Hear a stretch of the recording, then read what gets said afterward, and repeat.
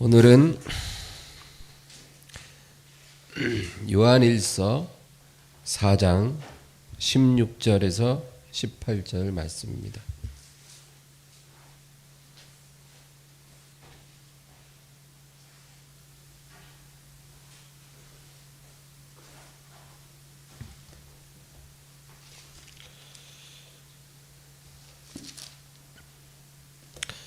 (16절에서 18절) 합독하겠습니다. 하나님이 우리를 사랑하시는 사랑을 우리가 알고 믿었노니 하나님은 사랑이시라. 사랑 안에 거하는 자는 하나님 안에 거하고 하나님도 그의 안에 거하시느니라. 이로써 사랑이 우리에게 온전히 이루어진 것은 우리로 심판날에 담대함을 가지게 하려 함이니 주께서 그러하심과 같이 우리도 이 세상에서 그러하니라. 사랑 안에 두려움이 없고 온전한 사랑이 두려움을 내쫓나니 두려움에는 형벌이 있음이라. 두려워하는 자는 사랑 안에서 온전히 이루지 못하였느니라. 아멘. 오늘은 두려움에 대해서 여러분과 나누려고 합니다. 두려움이라는 그 감정 자체가 잘못된 것은 아닙니다. 우리는 두려움을 굉장히 부정적인 것으로 생각하지만 그거 역시 하나님이 주신 감정이고 자체가 잘못된 건 아닙니다. 성경은 하나님을 두려워하라 수없이 우리에게 말해주고 있습니다. 정말로 우리가 두려워할 분은 하나님이시죠. 하나님을 두려워하는 사람이 되어야 되는 것입니다. 하나님을 두려워하지 않으면 다른 것을 두려워하게 됩니다. 그러나 하나님을 두려워하면 다른 것들은 두렵지가 않게 되는 것입니다.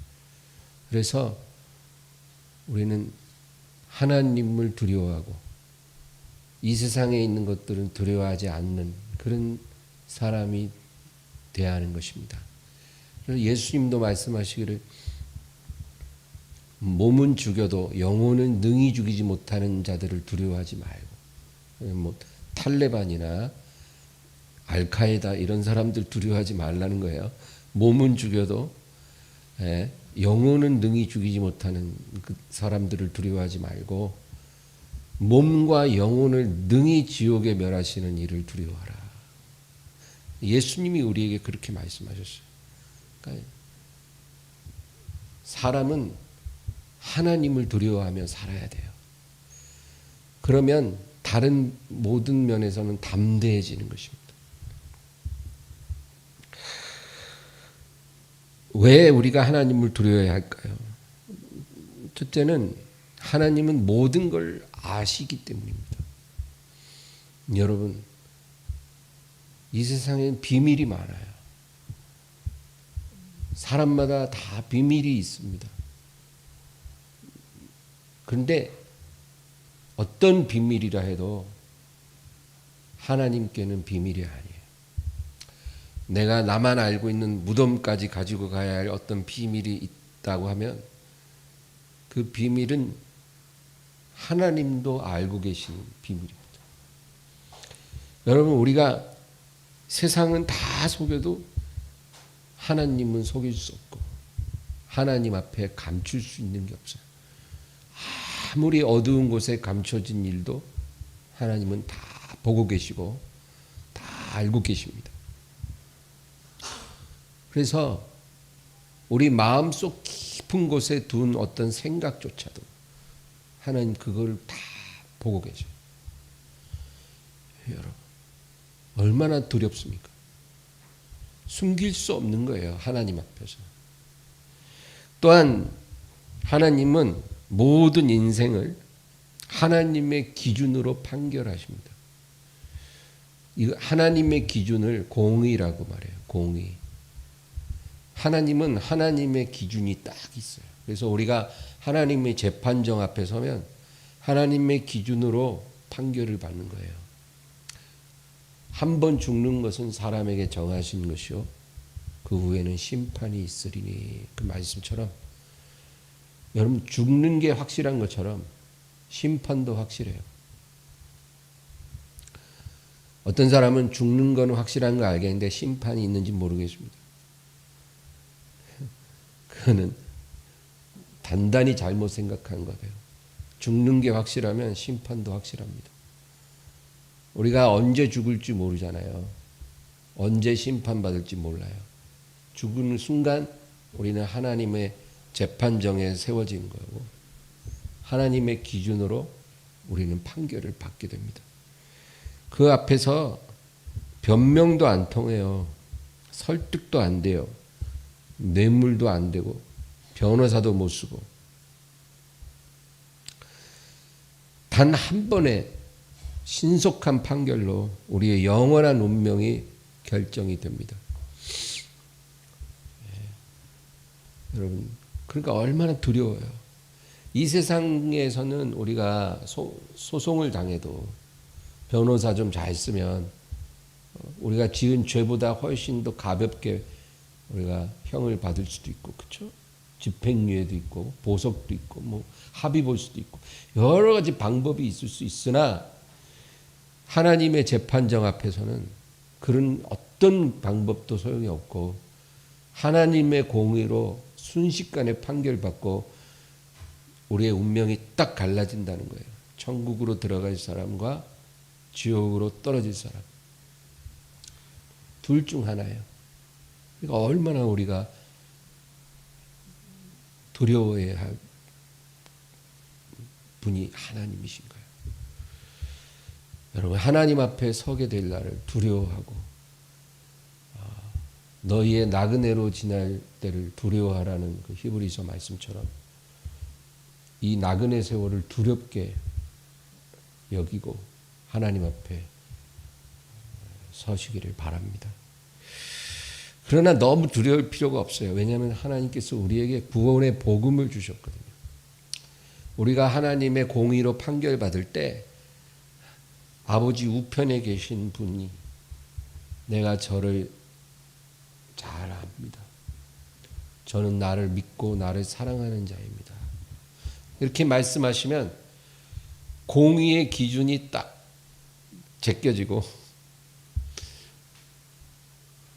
우리의 믿음으로 천국에 들어가게 되는 거예요. 우리가 그와 같은 축복을 받았다는 건 얼마나 감사한지 몰라요. 그러나 그걸 악용해서 구원 받았으니까 이제 마음껏 살자 이랬다가는 여러분 큰일 납니다. 왜?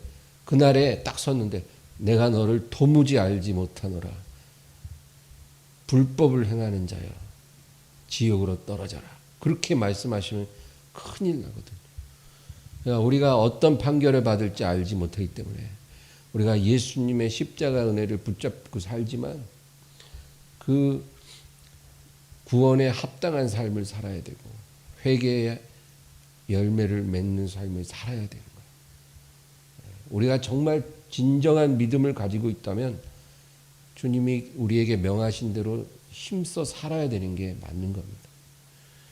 우리가 그렇게 하나님 앞에 정직하게 행하면 여러분 하나님의 심판을 두려워할 필요가 없다는 것입니다. 또한 하나님은 모든 것을 결정하신 분이십니다. 참새 한 마리도 하나님의 결정 없이 땅에 그냥 떨어지지 않는다. 이거는 과장이 아니라 실제라는 거예요. 아무리 작은 미물도 하나님의 주권 속에서 그 운명이 결정된다는 거예요. 그러면 저와 여러분 같이 예수님의 핏값으로 구원받은 자녀는 얼마나 귀하겠어요. 너희는 저 많은 새들보다 귀하니라. 하나님은 너희 머리털 숫까지 세셨느니라. 여러분, 이런 말씀이 얼마나 우리에게 감사합니까? 하나님께서 모든 것을 결정하시는데 하나님이 우리를 아끼시고 귀하게 보신다는 거예요. 그러면 끝난 거 아니에요? 예? 여러분, 이 세상에 그 어떤 확실함보다도 이 하나님의 약속이 더 확실한 거 아니겠어요? 어떤 재벌 회사에 한 사람이 신입사원으로 들어왔어요. 근데 이 사람을 알고 보니까 CEO의 아들이네. 그러면은 그 신입사원과 함께 한 부서에서 근무하는 다른 사람들이 뭐라 그러겠어요? 야, 넌 좋겠다. 잘릴 일 없어서. 네 아버지가 CEO인데 넌 우린 다 잘려도 넌 남겠다. 야. 뭐 이렇게 말을 할 수 있잖아요. 그렇죠? 너 너무 확실한 운명을 갖고 있다. 그러나 그거보다 더 확실한 것이 하나님의 약속이에요. 내가 너를 귀하게 여기노라. 나는 너를 내 자녀로 삼았노라. 그리고 나는 천지 만물을 결정하는 주관자니라. 하나님이 이렇게 우리에게 약속을 주셨으면 우리 운명은 그 누구보다도 더 확실한 거 아니겠어요? 그럼에도 불구하고 이렇게 바들바들 떨면서 사는지 모르겠어요. 수많은 크리스찬들. 그거는 믿음이 없는 거예요. 하나님은 우리를 높이기도 하고 또 낮추시기도 하고 우리 앞에 문을 열기도 하고 닫기도 하고 하나님은 우리에게 병을 주시기도 하고 그 병을 고치실 수도 있고 안 고치실 수도 있고 우리를 죽일 수도 있고 살릴 수도 있고 우리를 구원할 수도 있고 지옥에 던질 수도 있고 모든 권한을 하나님이 다 갖고 계셔요. 여러분 믿으시기 바랍니다. 하나님은 다음 주에 이 코로나를 끝내버릴 수도 있고 아니면 다음 달에 이 코로나보다 10배나 더 강한 전염병을 부어서 완전 지구를 초토화시킬 수도 있어요. 그런 권세가 하나님께 있다. 그래서 호세아 선지자는 힘써 하나님을 알자. 왜? 하나님을 아는 만큼 우리가 하나님을 두려워하게 되고 하나님을 사랑하게 되는 거예요. 우리가 하나님을 알면 아는 만큼 하나님께 의지하게 되는 거예요. 여러분 우리가 왜 기도 안 하는가요?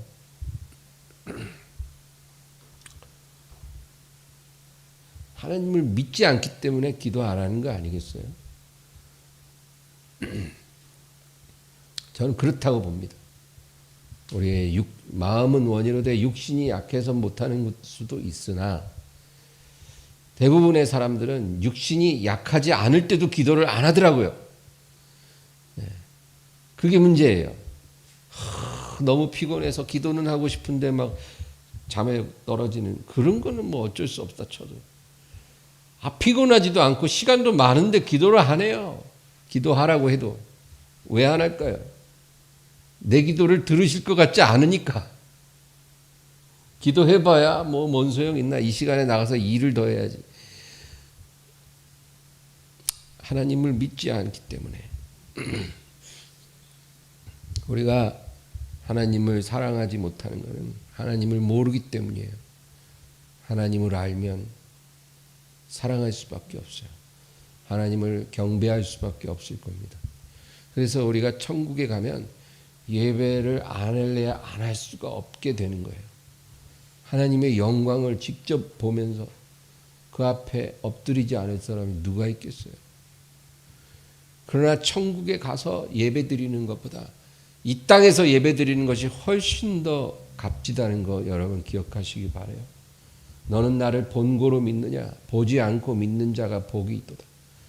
하나님의 영광을 목도하면서 예배드리는 것보다 믿음으로 하나님 앞에 예배하는 지금이 더 귀한 시간이에요. 우리가 천국에서 100번 예배드려도 그 예배에 대한 상은 없어요. 너무나 당연한 일을 하는 것뿐이에요. 하나님 영광을 보면서 누가 예배를 안 하겠냐고요. 그러나 이 땅에서는 우리가 하나님을 볼 수 없고 들을 수 없고 만질 수 없는 이 세상에서는 우리가 믿음으로 하나님 앞에 나아가 한 번 예배 드리는 것이 여러분 얼마나 귀한지 몰라요. 하나님께서 그 예배에 복을 주십니다. 그러니까 여러분 이 세상에서 잘하세요. 나중에 그것을 고맙게 여길 겁니다. 혹시 저보다 천국 가서 더 잘 되는 사람 많이 있을 텐데 저한테 잘해주세요 가면. 제가 이런 말 해줬잖아요. 나도 공이 있는 거니까. 뭐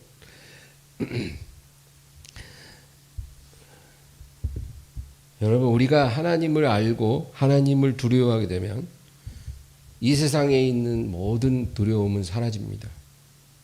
파산에 대한 두려움. 또 많은 사람들이 가난에 대한 두려움이 있어요. 내가 가난해지면 어떡하나. 또 질병에 대한 두려움. 내가 노년에 병이 들어오면 어떡하나. 또 죽음에 대한 두려움. 이런 두려움은 모든 사람이 다 갖고 있어요. 그러나 이런 두려움은 세상에 속한 두려움이에요. 그러나 우리가 정말 하나님을 두려워하고 하나님을 사랑하면 이런 두려움들이 사라지는 거예요. 여러분, 이건 자동이에요. 우리가 하나님을 사랑하고 두려워하며 세상의 두려움을 지워버려야 되는 게 아니고 자동이에요. 자동. 오토매티컬리하게 이 세상의 두려움은 사라집니다. 한번 경험해 보세요. 내 안에 하나님의 사랑이 풍성히 부어지면 여러분, 어제까지도 나를 짓누르던 그 두려움이 사라져요. 상황은 똑같은데도 어제 그렇게 두려움에 떨면서 잠 못 이뤘던 난데 오늘 내가 예배 드리며 주님의 은혜를 충만히 받고 나니까 그 무거운 두려움이 벗어지는 거예요. 자동으로. 희한한 체험이죠. 그러나 또 그것도 오래 가는 건 아니에요. 하루 지나면 또 두려움의 그림자가 조금씩 들어와요. 그래서 우리가 매일 주야로 주님을 바라보라는 거예요. 그러면 두려움이 발붙일 자리가 없는 겁니다. 우리가 하나님을 소홀히 하고 영적으로 게을러지기 때문에 그 어둠의 역사가 두려움의 구름이 우리에게 들어오는 거예요.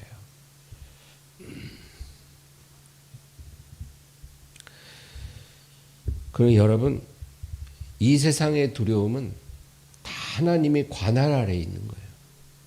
하나님이 허락하지 않으면 그 어떤 것도 우리의 삶에 침범하지 못해요. 믿으시기 바랍니다. 우리가 하나님을 시험하면 안 돼요. 하나님을 시험하면 안 돼요.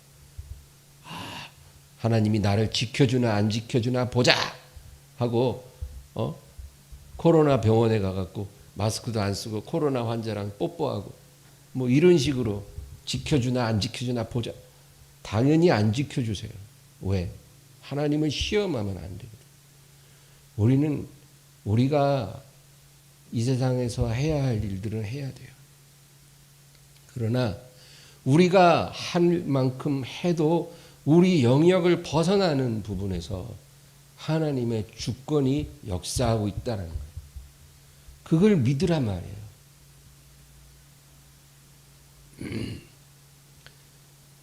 하나님이 허락하지 않으면 어떤 일도 일어나지 않는 거예요. 그러나 하나님이 허락하면 우리는 그거를 막을 수 없을 것입니다. 여러분, 그러므로 병을 두려워하지 말고 병을 주시는 하나님을 두려워하세요. 가난을 두려워하지 말고 가난을 주실 수 있는 하나님을 두려워하세요. 우리가 하나님의 뜻을 거역하는 삶을 살고 있다면 이 세상의 모든 두려움이 우리에게 실제로 일어나는 것을 우리가 막을 수가 없을 것입니다. 우리가 하나님을 벗어나면 그런 일들이 일어나는 걸 우리는 막을 수 없어요. 그러나 우리가 하나님 뜻에 온전히 순종하고 있으면 그 일들은 일어나지 않을 것이고, 만약에 일어난다면 여러분, 우리가 하나님 뜻대로 살아도 이 세상에 속한 그런 두려운 일들이 우리의 삶에 다가올 수 있어요. 욥의 삶에 그런 일들이 일어난 거죠. 욥이 뭘 잘못한 게 없어요. 하나님도 인정하는 사람이에요. 에스겔서에 보면 하나님이 인정하는 의인 세 사람 나오죠. 노아와 욥과 다니엘. 이 노아와 욥과 다니엘은 에스겔서에 하나님이 말씀하신 세 명의 의인이에요. 하나님이 보실 때 그 행위로도 완전한 사람들을 말해요. 우리는 그들의 발꿈치도 못 따라가지만 이 노아와 욥과 다니엘은 행위로도 하나님이 의롭다 하신 사람들이에요. 그런데 욥의 삶에 어떤 일이 일어났나요? 그런 일이 일어날 수 있다는 거예요. 요셉 보세요. 요셉이 보디발의 처에 그 유혹을 뿌리쳤잖아요. 내가 어찌하여 하나님께 범죄하리까? 근데 어떤 일이 일어났어요? 감옥으로 갔잖아요. 만약에 우리가 하나님 뜻에 온전히 순종하며 사는데 이런 일이 일어난다면 그거는 놀라운 섭리가 개입된 거예요. 그걸 믿으세요. 하나님은 일반적으로 하나님을 신뢰하는 사람을 보호해 주시고 또 하나님을 거역하는 사람에게 여러 가지 재앙을 주시지만 그러나 반드시 다 그런 게 아니라 하나님을 신뢰함에도 불구하고 이해할 수 없는 어려움을 당하게 하셔요. 그럴 때는 그거는 분명 하나님의 특별한 섭리가 있는 거예요. 그거를 우리에게 다 미리 가르쳐주고 이유 설명해주고 우리를 설득한 후에 하나님이 일하시는 건 아니잖아요. 하나님은 설명하지 않고 일을 행하세요. 우리는 그것을 신뢰하는 믿음이 필요한 거죠. 그리고 정말로 우리는 그렇게 될 것입니다. 요셉이 어떻게 됐어요? 감옥에서 나와서 총리가 됐어요. 죽었다 깨어나도 50년, 70년을 성공 가도를 달려도 총리까지 못 올라가요. 절대. 노예 출신. 그런데 감옥에서 나오자마자 총리가 되게 하시는 하나님의 그런 권능을 보세요. 그건 하나님이 개입하신 거예요. 그러니까 그러나 그 일이 있기 전에 말도 안 되는 억울함이 있었잖아요. 욥도 보세요. 가뜩이나 재산이 많은데 갑절로 주셨다니까 어떻게 된 거야 이거? 예? 어떻게 그냥 나 같은 사람한테 좀 부어주시지 말이야. 욥 같은 부자한테 갑절로 더 주셨다는 거예요. 그러니까 여러분 보세요. 하나님은 열면 닫을 자가 없어요. 그러니까 정말 여러분 우리가 하나님 뜻대로 사는데 억울한 일이 생기거든 기뻐하시기 바랍니다. 굉장히 좋은 일이 있는 거예요. 그러므로 내 삶에 무슨 일이 일어날까가 그게 중요한 게 아니고 내가 지금 하나님 뜻대로 살고 있느냐가 중요한 거예요. 내가 하나님 뜻대로 살고 있고 하나님의 사랑 안에 거하고 그러면 두려울 게 없는 거예요. 내 앞에 무슨 일이 일어날지 모르나 두려울 게 없는 거예요. 왜? 반드시 합력해서 선을 이루어 주실 것이기 때문에. 우리 가정의 어둠의 역사가 너무 강하다고 생각하세요? 자녀들이 순종하지 않아요. 물질의 어려움이 있고 우환이 끊이지 않습니다. 그러면 우리 가정의 역사는 어둠을 쫓아내려고 하지 말고 빛을 불러오세요. 누가 빛이에요? 예수 그리스도. 나는 세상의 빛이라. 빛이신 주님을 우리가 우리 가정에 모셔드리면 우리 가정의 역사는 어둠이 물러가는 거예요. 자동이에요. 그러므로 우리 가정에 정말 어려움이 오래됐습니다. 38년 됐습니다. 그러거들랑 여러분 먼저 내 안에 빛으로 가득하게 하시고 그게 제일 중요해요. 내 안에 빛이 충만해지게 하고 그 빛이 흘러 넘쳐서 우리 가정을 채우게 하세요. 그러면 그 어두움은 사라져요. 가난아 물러가라. 불순종의 귀신들은 물러가라. 우리의 새끼들한테서 물러가라. 밤낮 그런 기도할 필요가 없어요. 빛이 충만해지면 그냥 물러가는 거예요. 이거는 영적 권세의 문제입니다. 생명의 권세가 강해지면 어둠의 권세는 약해지고 떠나가는 거예요. 여러분, 교회가 영적으로 강했으면 지금 우리나라에 신천지니 무슨 하나님의 교회는 진짜 동네마다 없는 데가 없더만. 제가 보려고 보는 게 아니라 그냥 운전하다가도 멀쩡한 건물을 보면 하나님의 교회가 어떻게 그렇게 많은지 모르겠어요. 언제 그렇게 됐는지 모르겠어요. 우리나라에 이런 이단들이 이렇게 판을 치게 된 거는요, 교회가 영적으로 어두워졌기 때문이에요. 그래서 저 어두움이 저렇게 강해진 거예요. 교회가 제대로 빛을 발하고 건강했으면 저런 이단들이 저렇게 득세하지 못할 거예요. 영적인 문제거든요. 영적으로 생명이 강해지면 어둠은 약해지고 생명이 약해지면 어둠은 강해져요. 여러분 축구 경기도 그렇다잖아요. 두 팀이 붙는데 강한 팀하고 붙으면 평상시 실력도 발휘를 못한대요. 약팀이. 상대가 강하면. 근데 상대가 약하면 우리 실력 이상을 발휘한다는 거예요. 상대적인 거예요. 상대방의 실력에 따라 내가 발휘할 수 있는 능력이 커지기도 하고 축소되기도 하는 거예요. 우리가 영적으로 강하면 어둠이 약해질 수밖에 없다. 그거죠. 그것은 교회에도 적용되고 가정에도 적용되고 나 개인에게도 적용되는 거예요. 그래서 어둠을 물리치려고 하지 말고 내 안에 빛을 환하게 채우세요. 예수님의 사랑으로 채우세요. 그러면 다 해결돼요. 오늘 본문 17절 우리 한 번 더 읽을까요? 17절이요. 이로써 사랑이 우리에게 온전히 이루어진 것은 우리로 심판날에 담대함을 가지게 하려 함이니 주께서 그러하심과 같이 우리도 이 세상에서 그러하니라.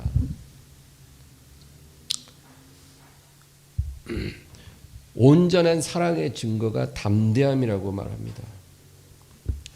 사랑이 우리에게 온전히 이루어진 것은 우리로 심판날에 담대함을 가지게 함이라.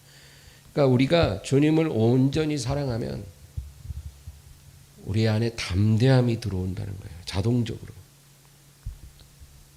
우리는 하나님에 대한 두려움을 가져야 된다고 말씀했습니다. 하나님을 당연히 두려워해야죠.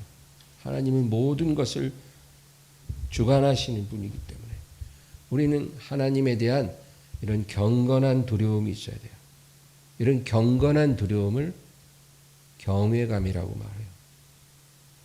근데 여러분, 우리가 하나님을 경외하면 담대함이 와요.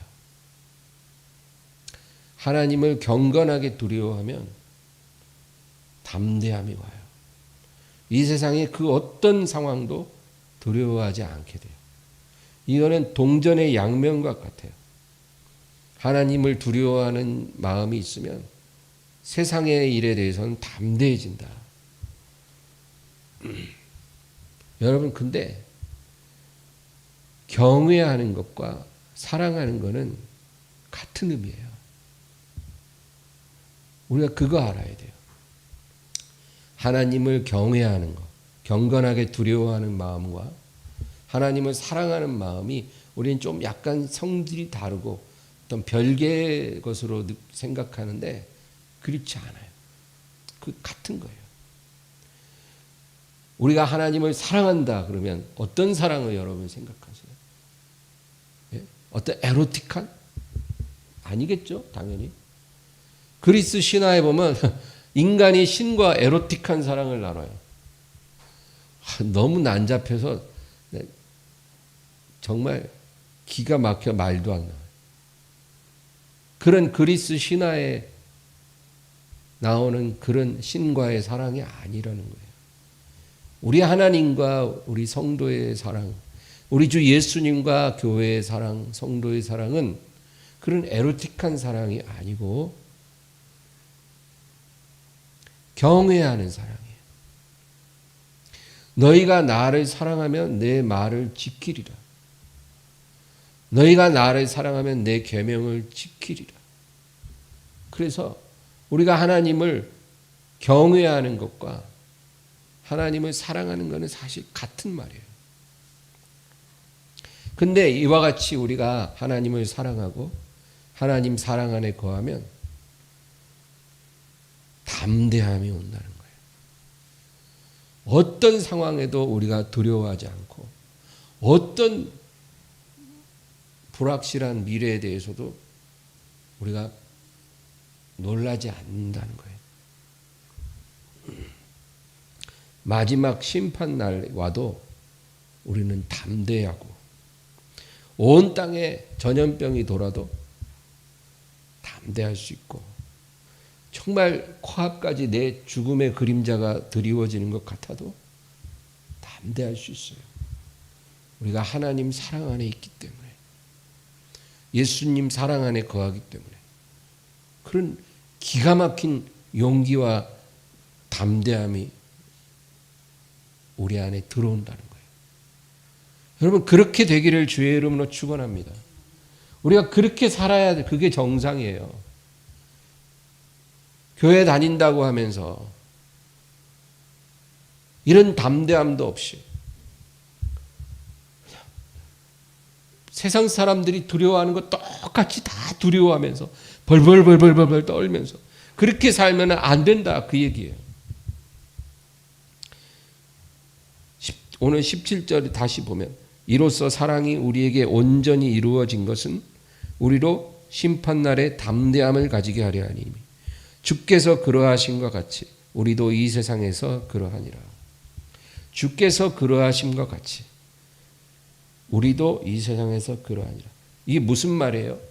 주님이 이 세상에 계실 때 굉장히 담대하셨거든요. 주님은 아버지 사랑 안에서 굉장히 담대하셨어요. 여러분 예수님 이 세상에서 계실 때 공생의 3년 반을 보세요. 정말 배경도 없어 뭐 우리 보기에 흠모할 만한 아름다운 게 하나도 없는 분이에요. 학력도 없어, 재산도 없어, 연줄도 없어, 인맥도 없어. 그 어떤 것도 갖고 있지 않은 분이에요. 그런데도 예수님 그 많은 제사장, 서기관, 바리새인들 앞에서 담대하셨어요. 죄인들과 함께 식사하면 바리새인들이 엄청난 공격을 할 때도 아랑곳하지 않고 담대하셔요. 예수님의 마지막 밤을 보세요. 제자들과 만찬을 하는데 가룟 유다에게 가서 네가 계획한 일을 실행하거라. 그리고 떡 한 덩이 딱 띄워주니까 그때 마귀가 딱 유다에게 들어가고 유다가 밖으로 나갔다 그랬잖아요. 예수님은 자기가 유다에 팔리고 죽게 될 걸 다 알고 계셔요. 그런데도 편안한 담대 나가서 네가 실행할 일을 실행하라. 그리고는 제자들과 모든 만찬을 마치고 요한복음 17장의 그 기도 다 하시고 그리고 제자들과 함께 하나님을 찬미하며 동산으로 들어가시더라. 물론 주님은 겟세마네 동산에 들어가서 정말로 심한 통곡과 눈물로 기도하셨어요. 그것은 자기 사명을 온전히 감당할 수 있는 힘을 달라고 아버지께 매달리신 것이죠. 그러나 제자들과 함께 있을 때 또 적들과 함께 있을 때는 굉장히 담대하셔요. 기도 다 마치고 제자들에게 이제 가자. 저들이 왔다. 나를 잡아갈 자들이 왔느니라. 다 알고 계세요. 횃불과 몽둥이 들고 온 무리들이 왔을 때도 예수님은 태연히 서 계시고 예수님을 잡으려고 하는 사람 앞에 자기가 탁 나서서 잡히시. 여러분 보세요. 예수님은 이 세상에서 그와 같이 담대하셨던 게 아버지와의 온전한 사랑 안에 계셨거든요. 그러니까 이 세상에 속한 그 어떤 상황에서도 예수님은 담대할 수 있었어요. 그럼 우리가 어떻게 해야 될까요? 우리도 똑같아요. 우리도 예수님과의 온전한 사랑 안에 거하면 돼요. 그러면 하나님이 담대함을 우리에게 부어주시는 거예요. 그럼 두려울 게 없는 거예요. 그 어떤 두려움도 우리에게 다가오지 못해요. 어떤 악한 영도 우리에게 다가오지 못해요. 우리 한 절 찾아보고 마치겠습니다. 요한복음 8장 29절.